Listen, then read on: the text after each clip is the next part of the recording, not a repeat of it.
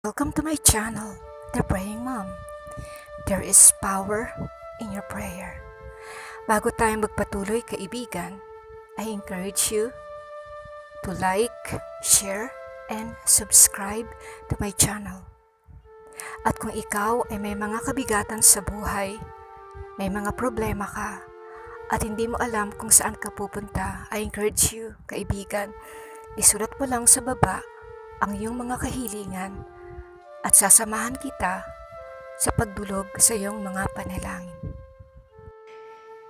Kaya't sinasabi ko sa inyo, huwag kayong mabalisa tungkol sa inyong kakainin at sa inyong iinumin upang kayo'y mabuhay o kaya'y tungkol sa susuotin ng inyong katawan.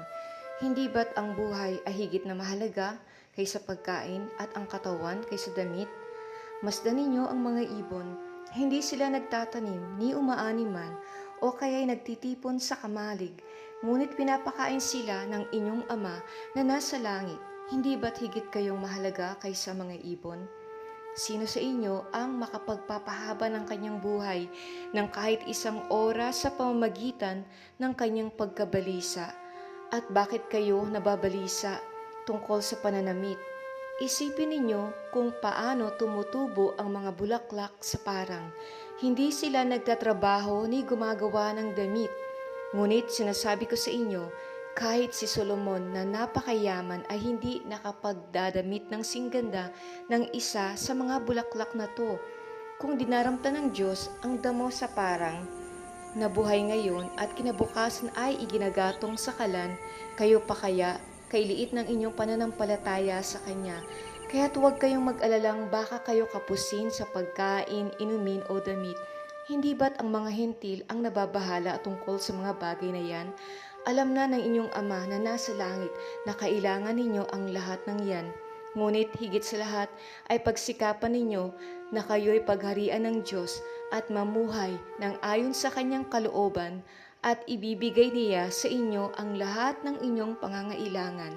Kaya nga, huwag ninyong ikabalisa ang para sa araw ng bukas dahil ang bukas ang bahala sa sarili nito, sapat na ang inyong mga suliranin sa bawat araw.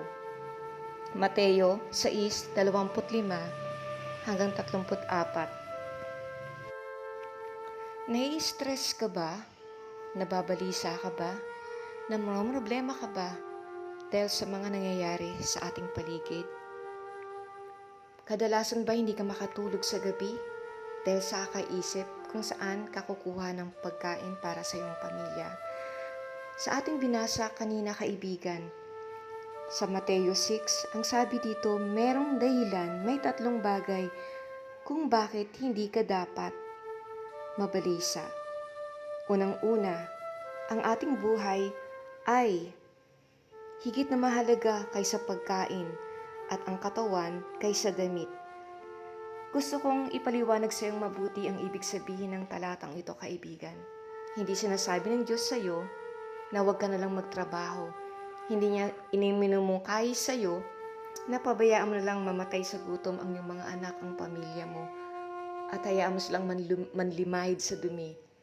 Ang sinasabi sa iyo ng Diyos, kaibigan, ay ito: matuto kang tumingin sa paligid mo, matuto kang pag-aralan ang mga ibon. Ang sabi ng Diyos, kung ang mga ibon sa paligid mo, hindi sila nagtatrabaho, hindi sila gumagawa, hindi sila nag-iimpok ng pagkain. Ngunit kapag nagugutom sila, ang Diyos Ama ang nagpapakain sa kanila, ang nagbibigay sa kanila ng probisyon ng kanilang pangangailangan. Gaano ka pa kaya ikaw ay mahalaga sa Diyos, higit ka pang mahalaga sa mga ibon. Ang pangalawang dahilan, kaibigan, kung hindi ka dapat mabalisa ay dahil ang sobrang pagkabalisa, ang sobrang stress ay nakakaiksi ng buhay at nakapagdudulot ng iba't ibang uri ng sakit. Kaya nga ang sabi ng verse na ating binasa, ang sabi ng Panginoong Jesus sa verse 4, sino sa inyo ang makakapagpahaba ng kanyang buhay ng kahit isang oras sa pamamagitan ng kanyang pagkabalisa? Ang ibig sabihin, kaibigan, ang sobrang pag-aalala, pagkabalisa. Ito ay magbibigay sa iyo ng iba't ibang uri ng sakit katulad ng insomnia, sakit sa puso, high blood pressure, paninikip ng dibdib at kung ano-ano pa. At ikatlo, at higit sa lahat, ang ikatlong dahilan kung bakit hindi ka dapat mamroblema. Alam na ng iyong Ama na nasa langit na kailangan mo ang lahat ng iyan. Maaring itanong mo, kaibigan, kung totoong alam na ng Diyos ang mga pangangailangan ko, bakit hindi niya ibinibigay sa akin ang matagal ko nang ipinapanalangin? Bakit hanggang ngayon wala pa rin akong trabaho? Bakit hanggang ngayon hindi pa rin gumagaling ang aking asawang, aking anak? Bakit hanggang ngayon lubog kami sa utang? Alam ko na marami kang katanungan. Nandito sa kanyang salita ang sagot sa iyong mga katanungan. Sa verse 33, ito ang kanyang sagot sa iyo, kaibigan. Ngunit higit sa lahat ay pagsikapan ninyo na kayo'y pagharian ng Diyos at mamuhay ng ayon sa kanyang kalooban at ibibigay niya sa inyo ang lahat ng inyong pangangailangan. Kaibigan, sa mga sandaling ito gusto kitang tanungin ng isang tuwirang tanong. Hinahanap mo ba ang mukha ng Diyos? Sa tuwing nangangailangan ka lang? Siya ba ang unang mong nilalapitan? O nilalapitan mo muna ang mga kaibigan mo at sinasabi mo sa kanila ang iyong mga pangangailangan? Naalala mo bang lapitan ang Diyos? Naalala mo ba siyang tawagan kung wala ka nang malapitan? Siya ba ang huli mong nilalapitan dahil wala ka nang magagawa pa? Ang Diyos ba ang huling-huli sa iyong listahan? Kaibigan, gusto kong malaman mo, ang Diyos Ama ay mapagmahal na Ama at hindi niya binibigo, hindi niya tinataboy ang sinumang taong lumalapit sa Kanya, ang sinumang nagtitiwala sa Kanya. Kaibigan, kung hindi mo pa nasusubukang lumapit sa ating Diyos Ama, inaanyayahan kita. Bakit hindi mo subukang lumapit sa Kanya? Walang mawawala sa iyo. Alam mo ba, ang sinumang lumalapit sa Kanya, hindi niya tinataboy, hindi niya pinagtatawanan, kundi tinatanggap niya ng buong buo. Kaya sa mga sandaling ito, sa paglapit natin sa ating Diyos, buksan mo ng buong buo ang iyong puso at hayaan mo siyang magministeryo sa iyo sa mga sandaling ito. Manalangin tayo. Ama, maraming salamat sa iyo sa mga sandaling ito. Salamat dahil sinabi mo sa iyong salita na hindi na kami kailangan mag-alala, bagamat marami mga problema sa aming paligid at araw-araw kumakaharap kami sa iba't ibang uri ng problema. Pero sinabi mo sa iyong salita sa Matthew 6 na kapag kami ay nag-alala, hindi kami nagtitiwala sa iyo. At sinabi mo, Lord, na kung ang mga ibon nga pinapakain mo, kami pa kaya na yung mga anak na mas mahalaga kaysa sa mga ibon. Ama, sa pangalan ni Jesus, tinataas ko sa iyo ang lahat ng nakikinig sa akin, sa The Praying Mom, ang lahat ng mga tao na punong-puno ng kabalisahan. Yung mga taong na-stress, Panginoon.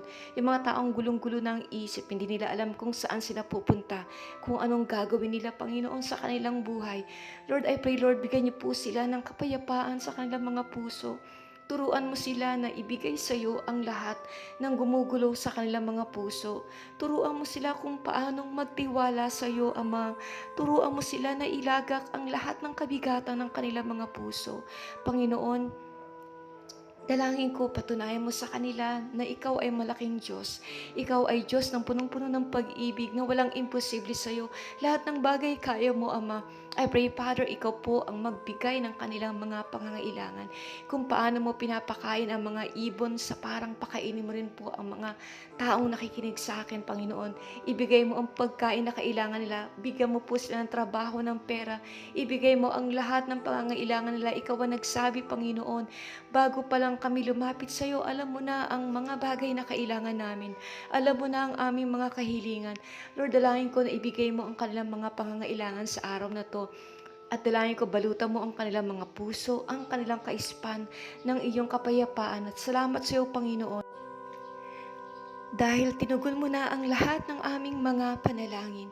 Salamat sa iyo, Panginoon, sapagkat ikaw ay Diyos na buhay. Hindi ka nagbago at kailanman hindi ka magbabago. Salamat sa iyo, Panginoon, pinupuri kita, pinapasalamatan kita sa lahat ng bagong bagay na gagawin mo sa mga buhay ng nakikinig sa akin sa mga sandaling ito. Purihin ka, luwalhatiin ka, sa pangalan ni Jesus. Amen. Muli kaibigan, maraming salamat sa pagsama mo dito sa The Praying Mom.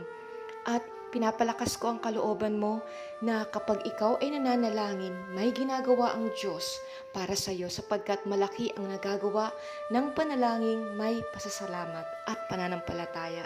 May the Lord bless you and keep you for the rest of this week. God bless you.